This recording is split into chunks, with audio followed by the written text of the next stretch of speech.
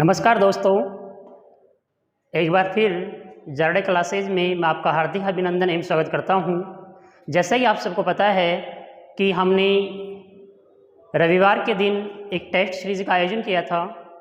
उसी के तहत जो क्वेश्चन हमने दिए थे उन क्वेश्चनों का आज हम, जैसा कि हमने आपसे कहा था कि हम आपको ऑनलाइन सॉल्यूशन इसका उपलब्ध करवाएंगे, तो आज उसी के क्रम में हम विषयवार जिस विषय के जितने क्वेश्चन है उसी के अकॉर्डिंग हम एक एक जो क्वेश्चन है उनका हम आपको सॉल्यूशन यहाँ पे प्रस्तुत कर रहे हैं। तो सभी जो बच्चे हैं वो ध्यानपूर्वक इसको देखिए और जितना हो सके इसे शेयर एवं सब्सक्राइब कीजिए। तो अब मैं यहाँ आपके सबसे पहले, जैसा कि आपको स्क्रीन पे दिखाई दे रहा है, हम साइंस से संबंधित कुछ क्वेश्चन हैं उनके बारे में जो हमारे वरिष्ठ अध्यापक हैं श्रीमान विजय जी सर, मैं उनसे निवेदन करूंगा कि वो आए और उनसे संबंधित जो भी क्वेश्चन है वो बोर्ड पे एक्सप्लेन करें। विजय जी।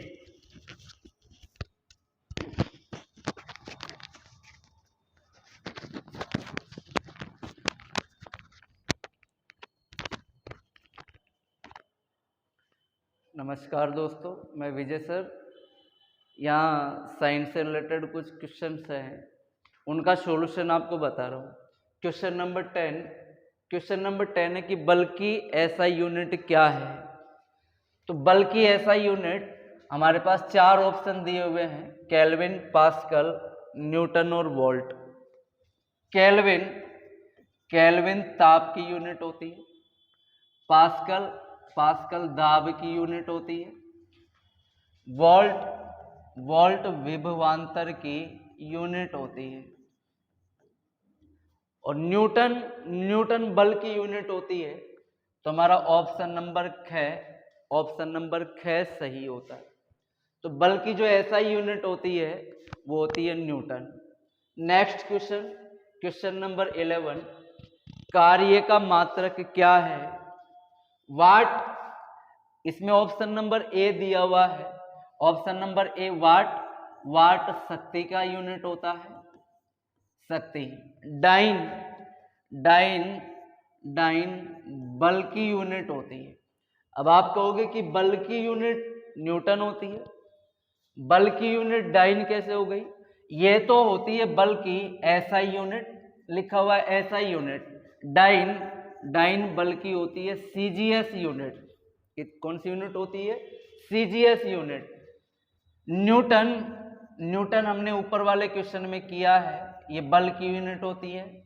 और जूल हमारा ऑप्शन सही है। कार्य का मात्रक क्या होता है? जूल। नेक्स्ट क्वेश्चन नंबर 12, भार की एसआई यूनिट क्या होती है। अब दोस्तों देखो, ऐसे क्वेश्चन हमसे सबसे ज्यादा गलत होते हैं।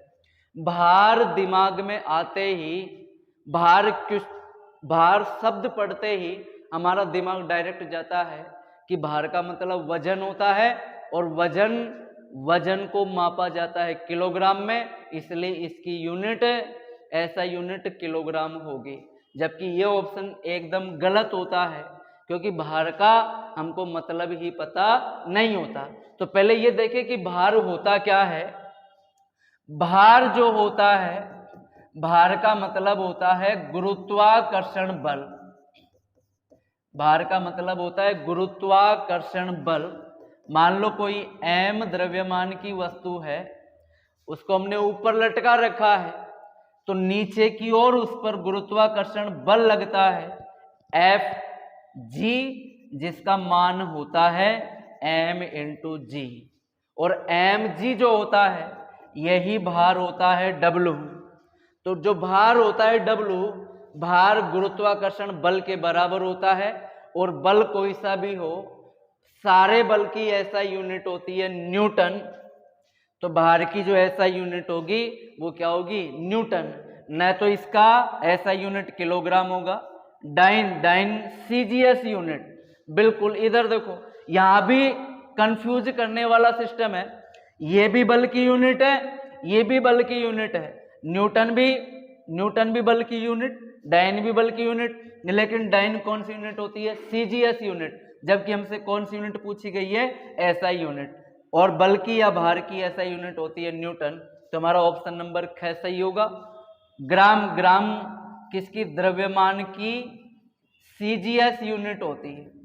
द्रव्यमान की कौन सी यूनिट होती है दोस्तों? CGS unit. द्रव्यमान की ऐसा यूनिट किलोग्राम होती है। तो ये 3 क्वेश्चन थे, और क्वेश्चन सही तब होता है हमारा जब क्वेश्चन ढंग से समझे। पहले क्वेश्चन समझे, सारे ऑप्शनों को ढंग से देखें। ठीक है, ओके दोस्तों।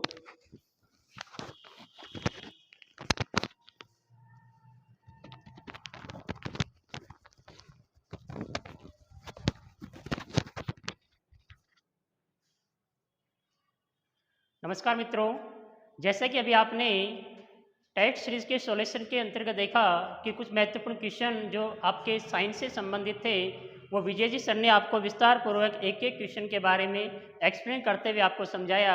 अब उसी क्रम में मैं KL शर्मा आपके ज्योग्राफी से संबंधित जो भी महत्वपूर्ण क्वेश्चन है उनका यहाँ पे मैं सॉल्यूशन कर रहा हूँ। तो सभी विद्यार्थी ध्यानपूर्वक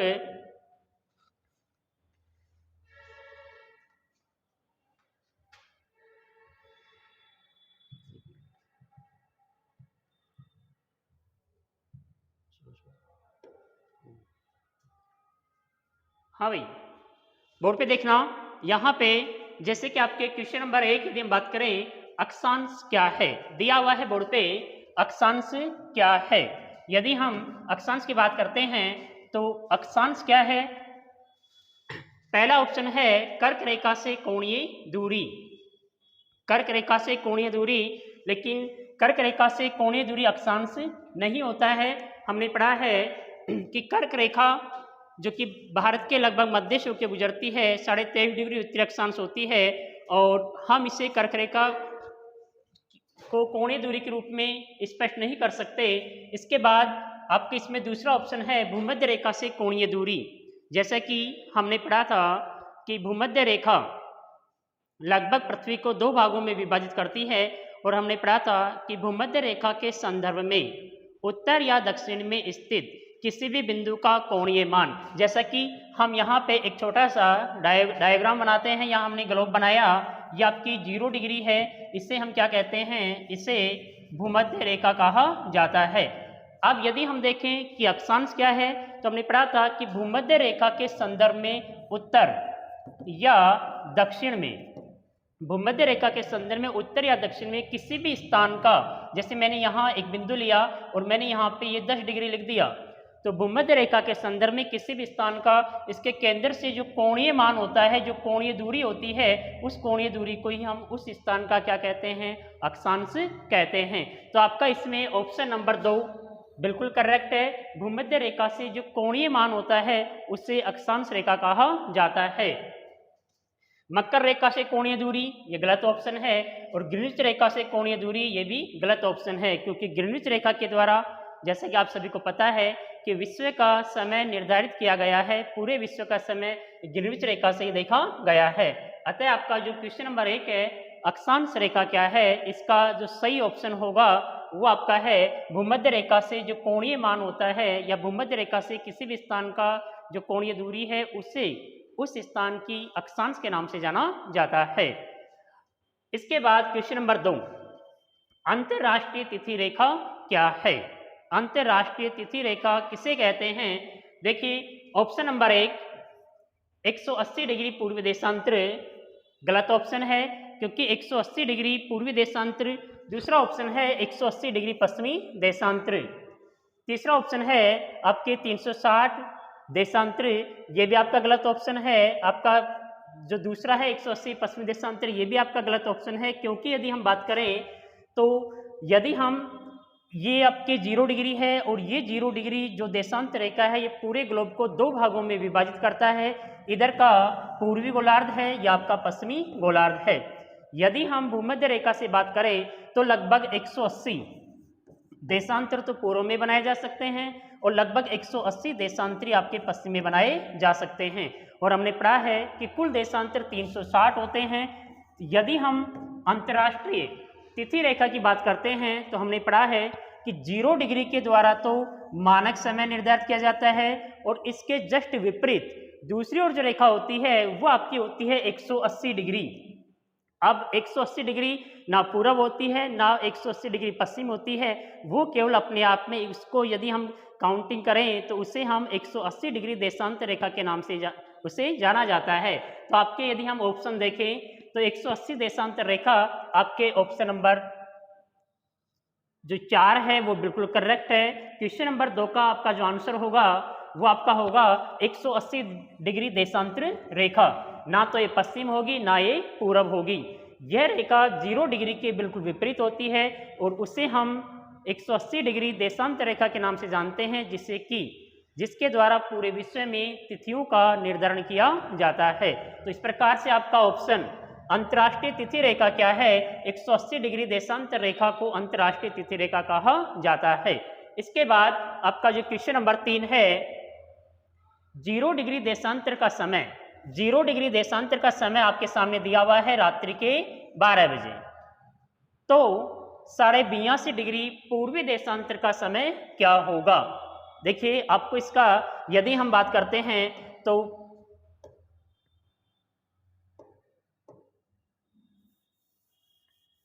यहां पे देखना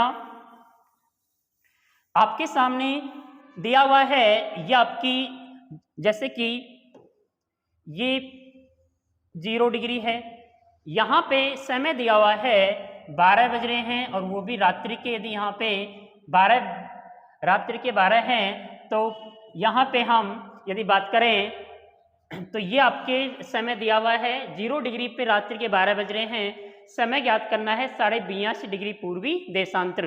तो देखिए 0 से यदि हम इधर जाएं तो ये आपके जैसे ये 82.5 डिग्री है और यहाँ का समय हमें ज्ञात करना है। जैसे कि हम सभी जानते हैं यदि 0 डिग्री देशांतर से कोई भी स्थान पूर्व में होता है तो वहाँ का समय प्रति 1 डिग्री पर 4 मिनट की दर से आगे होता है।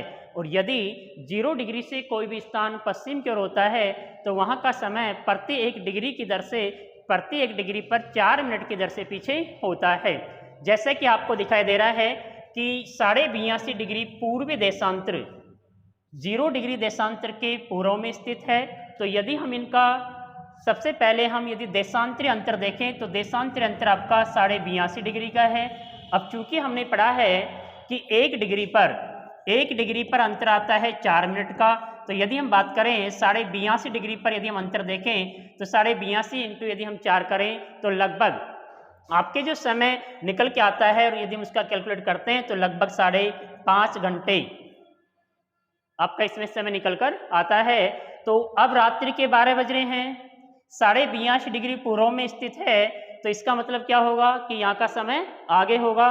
तो यदि यहाँ पे रात्रि के 12 बज रहे हैं तो यहाँ पे क्या होगा, यहाँ पे प्रातःकाल हम बात करें तो यहाँ पे प्रातःकाल के 5:30 ये यहाँ का समय होगा। अब आप ऑप्शन पे आ जाइए। क्वेश्चन है 0 डिग्री देशांतर का समय दिया हुआ है रात्रि के 12 बजे, तो आपको ज्ञात करना है 82.5 डिग्री पूर्वी देशांतर का समय। ऑप्शन नंबर 1 4 बजे गलत है, ऑप्शन नंबर 2 6 बजे ये ऑप्शन आपका गलत है, ऑप्शन नंबर 4 5 बजे ये भी आपका ऑप्शन गलत है।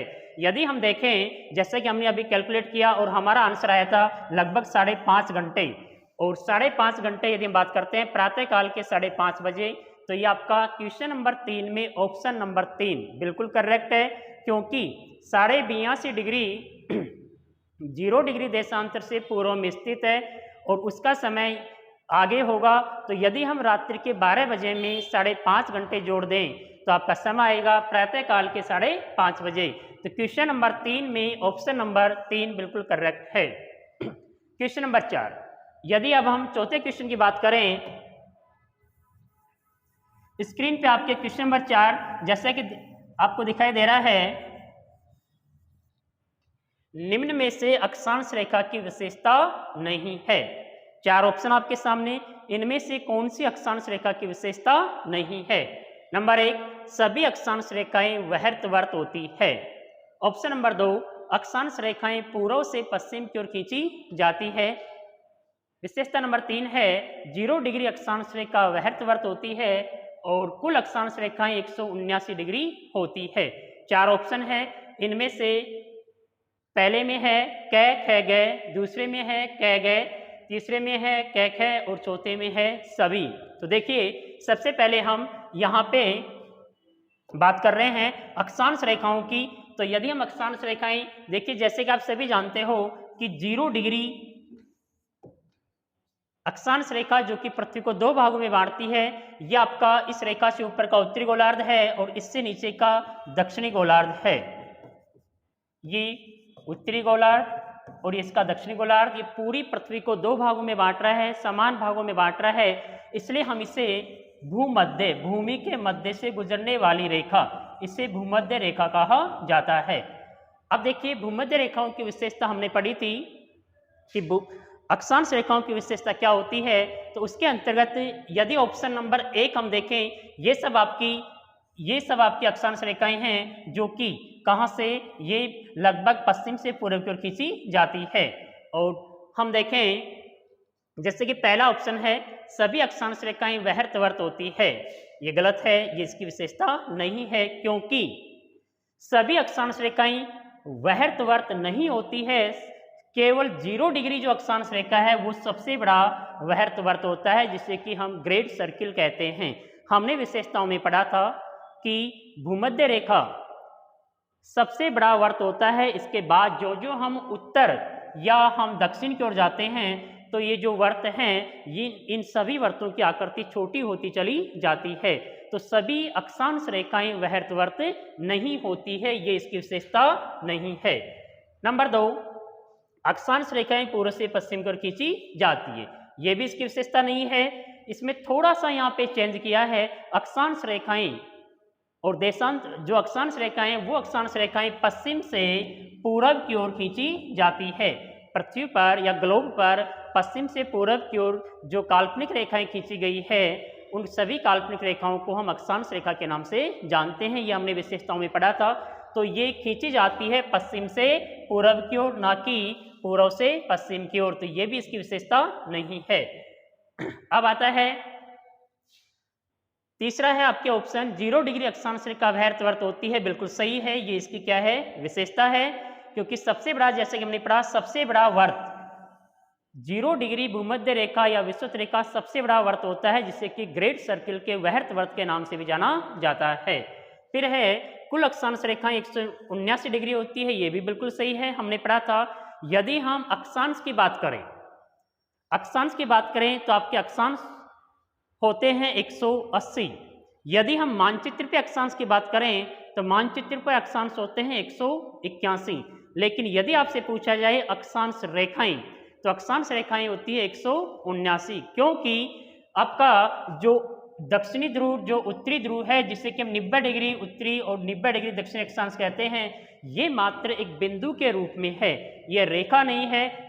अतः हम इन्हें रेखा न मानते हुए हम इन्हें बिंदु मानते हैं। तो ये यदि इन 2 को हम कम कर दें तो लगभग 181 में से यदि 2 माइनस किए तो कुल अक्षांश रेखाएं हो जाती है 179। तो इस प्रकार से अक्षांश रेखाएं 79 है। तो अब हमने चारों बिंदुओं के बारे में डिस्कस किया। अब देखिए बिंदु नंबर कै, निम्न में से अक्षांश रेखा की विशेषता नहीं है। तो कै इसकी विशेषता नहीं है, कै इसकी विशेषता नहीं है, गै विशेषता है, ये 2 नहीं है, तो ऑप्शन नंबर 1 आपका गलत है। ऑप्शन नंबर 2 कै और गै, ये भी आपका गलत है। ऑप्शन नंबर 3 आपके इसमें कै और खै। तो देखिए कै विशेषता नहीं है, खै भी विशेषता नहीं है, तो आपका जो ऑप्शन नंबर 3 है क्वेश्चन नंबर 4 में जो आपका तीसरा ऑप्शन है वो बिल्कुल सही है, क्योंकि सभी अक्षांश रेखाएं वह्रतवर्त होती है, ये इसकी विशेषता नहीं है। और अक्षांश रेखाएं पूर्व से पश्चिम की ओर खींची जाती है, ये भी इसकी विशेषता नहीं है। जबकि ये जो नीचे की है गै और घै, ये दोनों क्या है, इसकी विशेषताएं हैं। 0 डिग्री अक्षांश रेखा वह्रतवर्त होती है, बिल्कुल सही, ये भी विशेषता है। और कुल अक्षांश रेखा 179 डिग्री होती है, ये भी इसकी विशेषता है। जबकि कै और खै इसकी विशेषता नहीं है। अब यदि हम ऑप्शन की बात करें तो आपका इसमें जो तीसरा ऑप्शन है उसमें लिखा हुआ है कै और खै, तो आपका इसका क्वेश्चन नंबर 4 का जो आंसर होगा वो आपका कौन सा है, ऑप्शन नंबर 3 आपका बिल्कुल करेक्ट है, जो कि अक्षांश रेखाओं की विशेषताओं को प्रदर्शित नहीं करता है। इसके बाद आपकी इसमें यदि हम बात करें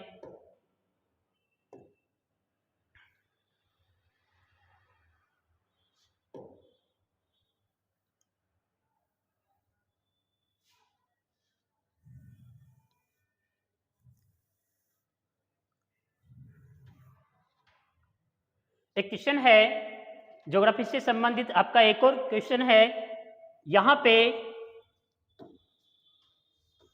क्वेश्चन नंबर 13 लिखा हुआ है मानक समय रेखा भारत के कितने राज्य से होकर गुजरती है।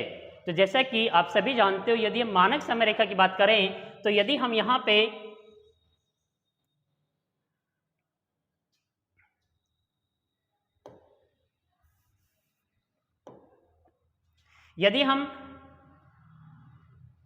इसमें मानक समय रेखा देखें तो हमने पढ़ा है कि लगभग 82.5 डिग्री पूर्वी देशांतर, 82.5 डिग्री पूर्वी देशांतर जो रेखा है, उस पूर्वी देशांतर रेखा को भारत का मानक समय निर्धारित किया गया है।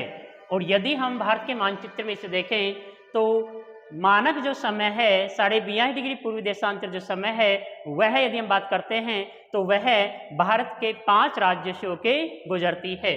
क्वेश्चन था आपके मानक समय रेखा भारत के कितने राज्य से होके गुजरती है, तो पहला 6 राज्य गलत है, दूसरा 7 राज्य गलत है, तीसरा 5 राज्य बिल्कुल करेक्ट ऑप्शन है और चौथा आपके 8 राज्य ये भी गलत है। यदि हम बात करें तो 5 राज्य कौन से हैं, आप सभी जानते हो कि जो 82.5 डिग्री पूर्वी जो देशांतर रेखा है, इस रेखा के द्वारा पूरे भारत का समय निर्धारित किया गया है। और हम जानते हैं कि यह जो रेखा है ये नंबर 1 उत्तर प्रदेश के मिर्जापुर के पास स्थित घंटाघर से होके गुजरती है। तो पहला जो राज्य है वो आपका उत्तर प्रदेश है। इसके बाद आपके यदि हम बिंदु नंबर 2 उत्तर प्रदेश के बाद यदि हम बात करते हैं तो आपका मध्य प्रदेश, दूसरा जो राज्य है वो कौन सा है, मध्य प्रदेश, जिससे रेखा गुजरती है। यदि हम तीसरे राज्य की बात करें तो आपका छत्तीसगढ़, ये आपका तीसरा राज्य है। यदि हम चौथे राज्य की बात करते हैं तो उड़ीसा, और 5वां राज्य आपका है आंध्र प्रदेश। ये 5 राज्य हैं जिनसे होके भारत की मानक समय रेखा, जिसे हम 82.5 डिग्री पूर्वी देशांतर रेखा के नाम से जानते हैं, ये 82.5 डिग्री पूर्वी देशांतर रेखा मानक समय रेखा भारत के कितने राज्यों से होकर गुजरती है, 5 राज्य, उत्तर प्रदेश, मध्य प्रदेश, छत्तीसगढ़, उड़ीसा और आंध्र प्रदेश। इन 5 राज्य से होकर हमारी मानक समय रेखा 82.5 डिग्री पूर्वी देशांतर रेखा गुजरती है। तो देखिए विद्यार्थियों, प्रिय मित्रों, आज हमने इस टेस्ट सीरीज के भूगोल से संबंधित 5 क्वेश्चन थे, उनका हमने काफ़ी विस्तार पूर्वक यहाँ पे सॉल्यूशन देखा। मैं आशा करता हूँ कि आपके जो भी डाउट होंगे इन क्वेश्चनों से संबंधित वो लगभग सभी डाउट क्लियर हो चुके होंगे। अब मैं इसी टेस्ट सीरीज के अगले जो क्वेश्चन हैं इतिहास से संबंधित जो महत्वपूर्ण क्वेश्चन है उनके सॉल्यूशन के लिए आपके यहाँ स्क्रीन पे मैं जो टीआर सर है उनको आमंत्रित कर रहा हूँ। टीआर सर,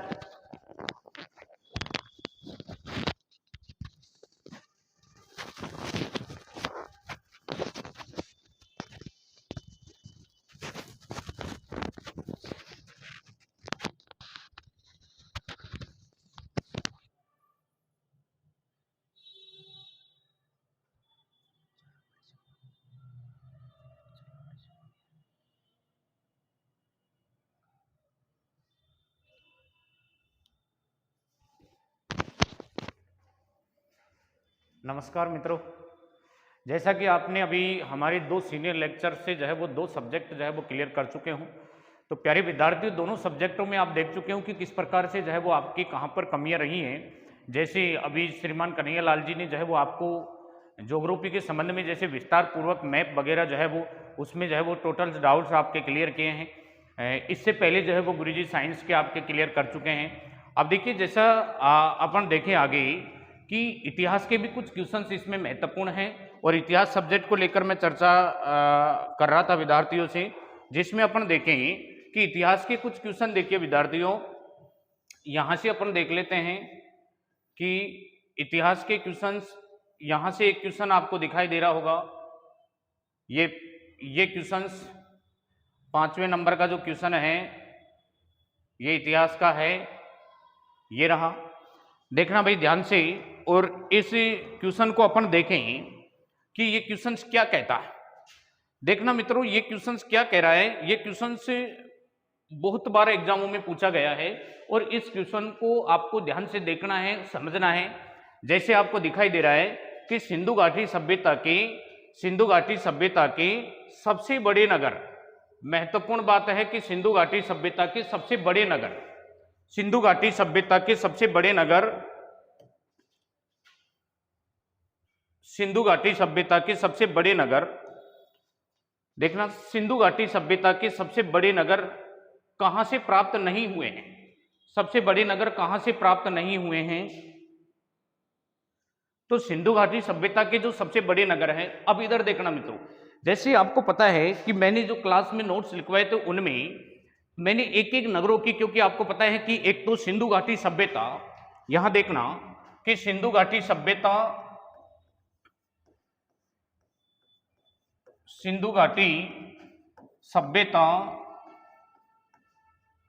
एक नगरीय सभ्यता है, एक नगरीय सभ्यता है। एक तो ये क्वेश्चन आपको ध्यान रखना है कि सिंधु घाटी सभ्यता एक नगरीय सभ्यता है, जिसमें मैं क्लास के नोट्स में लिखवा चुका हूं कि सिंधु घाटी सभ्यता के कुछ महत्वपूर्ण नगर, जैसे आपको पहला ऑप्शन इसमें दिखाई दे रहा है पाकिस्तान। पाकिस्तान से मित्रों आपको पता है कि पाकिस्तान से जो इसका खोजा गया पहला नगर ही पाकिस्तान से मिला है, हड़प्पा, यानी सिंधु घाटी सभ्यता की खोज ही पाकिस्तान से हुई है। इसका मतलब बड़े नगर पाकिस्तान से मिले हैं। इसके अलावा जो है वो पाकिस्तान से अपन देखें मोहनजोदड़ो मिला है, मोहनजोदड़ो, तो इसका मतलब पाकिस्तान से जो है वो बड़े नगर मिले हैं। यानी ये तो हो नहीं सकता कि ये क्वेश्चन पूछ रहे हैं कि बड़े नगर कहां से नहीं मिले, तो इसका मतलब पाकिस्तान से तो मिले हैं, ये पहला ऑप्शन है। दूसरा अपन देखें हरियाणा, तो मित्रों आपको पता है कि हरियाणा से राखी गढ़ी हरियाणा से मिला है, बिल्कुल ये राखी गढ़ी हरियाणा से मिला है। इसके अलावा ये नगर मैं आपको लिखवा चुका हूं। इसके अलावा एक और नगर जो है वो कुणाल, ये वेरी मोस्ट इंपोर्टेंट करके मैंने लिखवाया था, कुणाल, जहां से चांदी के 2 मुकुट मिले थे, चांदी के 2 मुकुट यहां से मिले थे मित्रों, चांदी के 2 मुकुट ये हरियाणा से मिले थे। इसका मतलब हरियाणा भी है ऑप्शन में। तीसरा ऑप्शन बताया है गुजरात एक महत्वपूर्ण नगर था सिंधु घाटी सभ्यता में, और सिंधु घाटी सभ्यता के जितने भी महत्वपूर्ण नगर जो प्राप्त हुए हैं, और मैंने आपको लिखवाया है कि जो हाईएस्ट जो नगर मिले हैं मित्रों वो गुजरात से ही मिले हैं। और गुजरात से कुछ महत्वपूर्ण नगर जैसे लोथल गुजरात से मिला था, धोलावीरा गुजरात से मिला था, सुरकोटदा गुजरात से मिला है, यानी गुजरात से भी मिले हैं। आंसर क्या हो जाएगा मित्रों, आंसर देखना कश्मीर इसका राइट आंसर रहेगा कि कश्मीर से सिंधु घाटी सभ्यता के बड़े नगर और शहर नहीं मिले हैं। ये पहला क्वेश्चन आपका क्लियर होना चाहिए।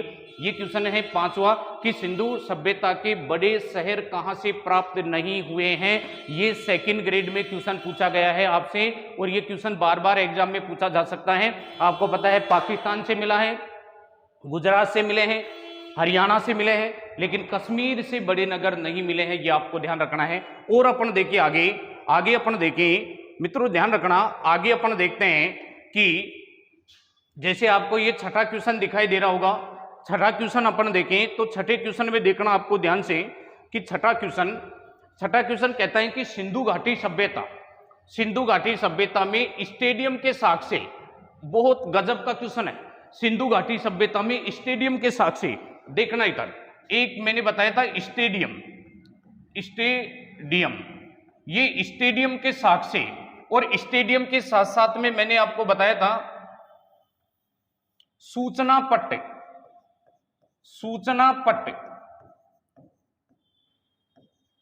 पट्ट के साक्ष्य, इसको अपन साइन बोर्ड भी कहते हैं, साइन बोर्ड, ठीक है मित्रों। इसके अलावा मध्य नगर के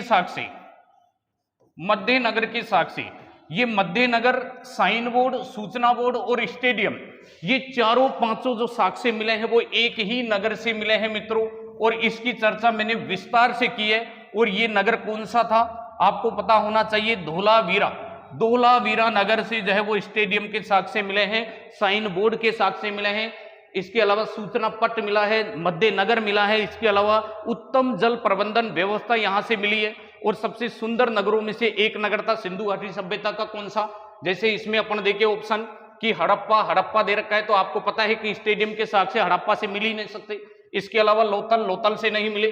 धोलावीरा ये दे रखा, धोलावीरा यानी गए, इसमें राइट आंसर है, ये आपको ध्यान रखना है। ठीक है मित्रों, ये क्वेश्चन बार बार आया हुआ है कि स्टेडियम के साक्ष्य कहां से मिले। और ये थोड़ा सा एक चीज और देख लेना कि इतिहासकारों से यहां पर पूछा गया कि स्टेडियम में जो है वो किस प्रकार के खेल खेलते जाते थे।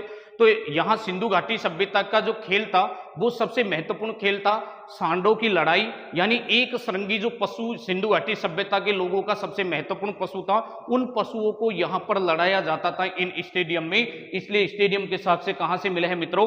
धोलावीरा से मिले हैं। और अपन देखें कि और कौन से क्वेश्चन आपको दिखाई दे रहे हैं। जैसे अपन ने ये स्टेडियम देख लिया, स्टेडियम के बाद में जो क्वेश्चन है वो ये क्वेश्चन दे रखा है मित्रों, देखना 7वां क्वेश्चन, मोहनजोदड़ो से प्राप्त पशुपतिनाथ की मूर्ति में कुल कितने जानवर मिले थे? बहुत गजब का क्वेश्चन है, बहुत बार एग्जाम में पूछा गया है मित्रों, और ये क्वेश्चन बहुत गजब के लेवल का क्वेश्चन हो सकता है कि मोहनजोदड़ो से प्राप्त पशुपतिनाथ, ध्यान रखना पशुपतिनाथ, ये पशुपतिनाथ का जो साक्ष्य मिला है ये मोहनजोदड़ो से मिला है। इसके साथ साथ में मैंने आपको बताया था पशुपतिनाथ के साथ साथ में ये लोग मातर देवी की पूजा करते थे। किसकी पूजा करते थे? मातर देवी की ये लोग पूजा करते थे, ये भी ध्यान रखना। इसके अलावा योगी की मूर्ति मिली है, योगी की मूर्ति या पुजारी की मूर्ति, पुजारी, ये सभी कहां से मिले हैं? ये सभी मोहनजोदड़ो से मिले हैं। कहां से मिले हैं मित्रों? मोहनजोदड़ो से मिले हैं। अब क्वेश्चन ये कहता है कि पशुपतिनाथ की मूर्ति के पास में कुल कितने जानवर मिले हैं। मैंने आपको स्पष्ट लिखवाया है कि यहां से इसके दाईं तरफ जो है वो एक भैंसा और गैंडा जो है वो यहां पर मिला है, एक तरफ हाथी और व्याघ्र की मूर्ति मिली है, और उसके जस्ट सामने 2 हिरण मिले हैं, यानी दोनों बाएं और दाएं तरफ तो 2-2 और 2 आगे, यानी टोटल कितने जानवर मिले हैं? वहां से 6 जानवर वहां से टोटल मिले हैं मित्रों। तो ध्यान रखना पशुपतिनाथ के जो पास में है वो कितने जानवर मिले हैं? 6 जानवर यहां से मिले हैं, ये आपको ध्यान रखना है। ये क्वेश्चन आपका क्लियर हुआ। इसके अलावा और अपन देखें तो एक क्वेश्चन और दे रखा है मित्रों, जैसे ये क्वेश्चन हो रहे हैं, जैसे ये क्वेश्चन आपके एग्जाम में पूछ लिया जाता है कि हड़प्पा कालीन चांदी के 2 मुकुट कहां से मिले। अभी चर्चा की है इसकी कि हड़प्पा कालीन चांदी के 2 मुकुट कहां से मिले थे। तो यहां पर देखना मित्रों, चांदी के 2 मुकुट, ये रहा चांदी के 2 मुकुट कहां से मिले हैं। तो चांदी के 2 मुकुट जो मिले हैं, देखिए मैंने अभी लिखवाया था कि एक स्थान है कुणाल जो कहां से प्राप्त हुआ है? हरियाणा से ये प्राप्त हुआ है, और ये नवीनतम स्थानों में से माना जाता है। नवीनतम जो खोज मानी जाती है उनमें से माना जाता है कुणाल। और यहां से क्या मिला है?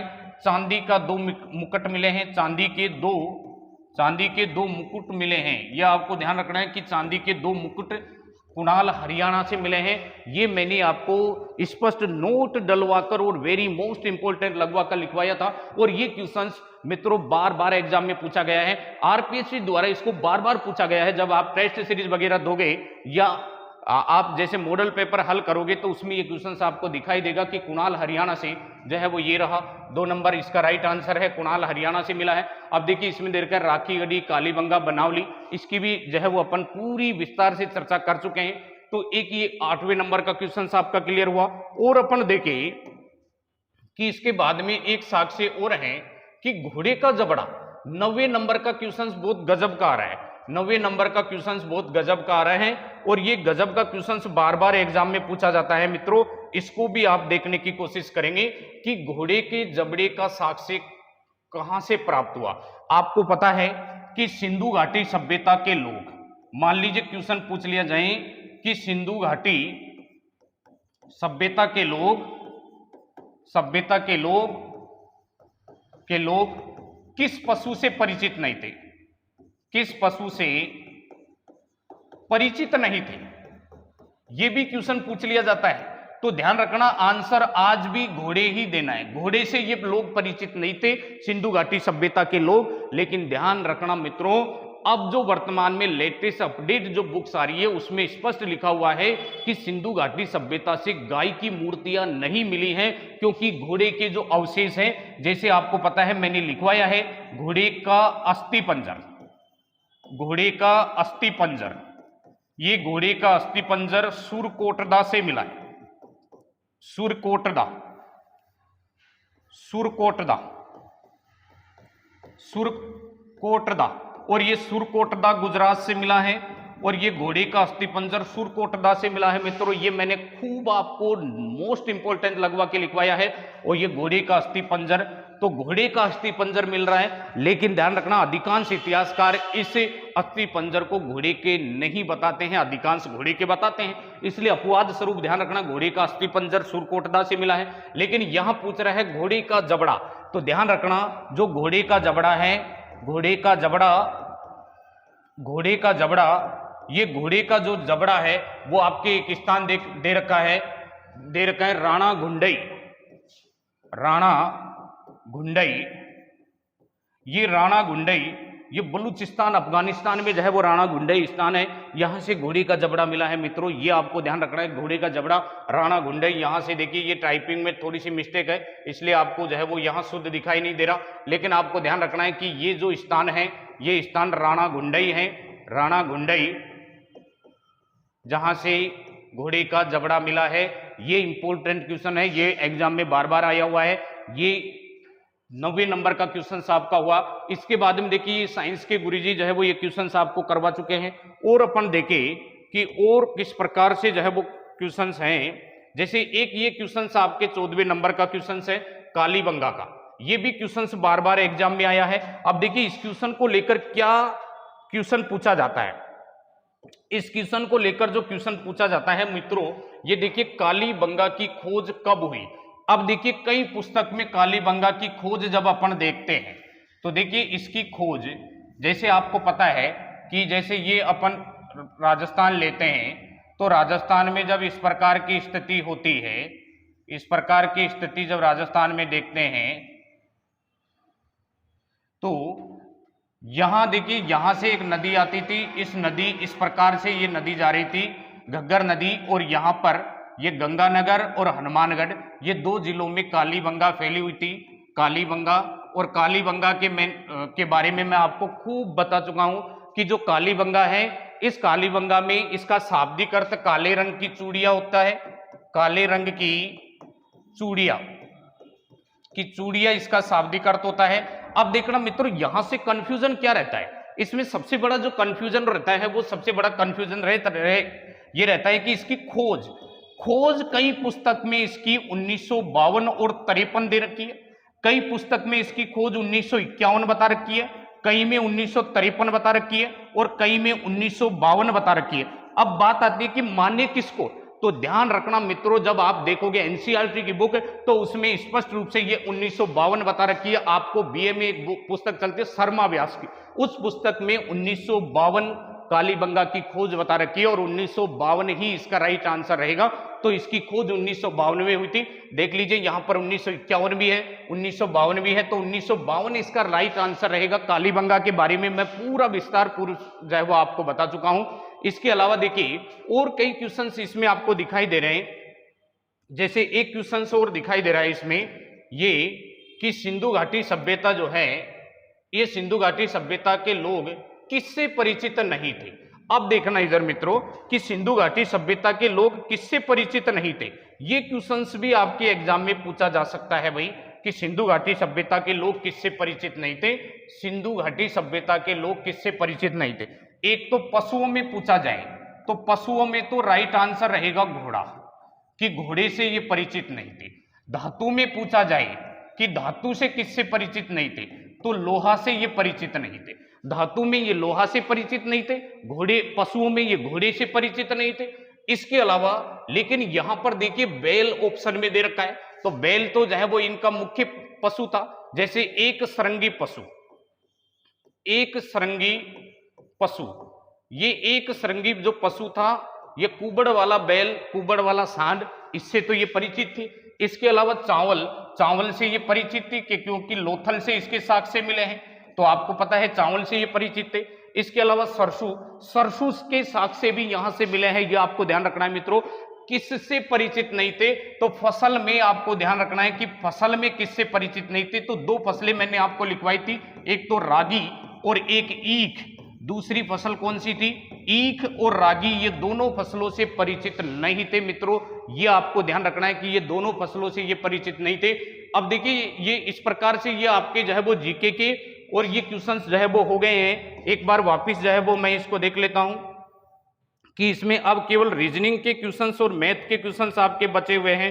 तो प्यारे मित्रों, आपको पता है कि ये जो सभी क्वेश्चंस जो है वो आपके जीके के और क्या नाम है साइंस के जो है वो टोटल हो चुके हैं। अब इसमें से दो पार्ट आपके बचे हुए हैं। उम्मीद करता हूं कि आपका जो ये पेपर लगा है, इस पेपर में किसी भी प्रकार का कोई डाउट आपका रहा नहीं होगा। यदि और किसी भी प्रकार का डाउट यदि आपको है मित्रों, तो आप जो है वो हमारी ऑफलाइन जो बैचेज चलते हैं उसमें हम संडे को जो है वो प्रत्येक टीचर्स की प्रॉब्लम क्लासेज भी जो है वो लगाते हैं। तो उन प्रॉब्लम क्लासेज में जो है वो आप अपनी प्रॉब्लम जो है वो सॉल्व कर सकते हैं मित्रों। तो प्रॉब्लम क्लासेज में आकर जो है वो आप अपनी प्रॉब्लम और सॉल्व कर सकते हैं। यहां तक मैं उम्मीद करता हूं कि प्रत्येक जो 3 टीचर्स अभी आपके सामने उपस्थित हुए हैं 3 पार्टों को लेकर, तो उनमें आपको कहीं पर भी किसी भी प्रकार की कोई दिक्कत नहीं रही होगी। अब देखिए, अब आपके सामने जो गुरुजी आने वाले हैं वो एक पार्ट अलग से ही हमने इसमें डाला है, मैथ और रीजनिंग का। उस पार्ट को लेकर जो है वो गुरुजी आने वाले हैं। तो जीतराम जी सर जो है वो आपको मैथ और रीजनिंग का जो है वो पार्ट हल करवाने वाले हैं मित्रों।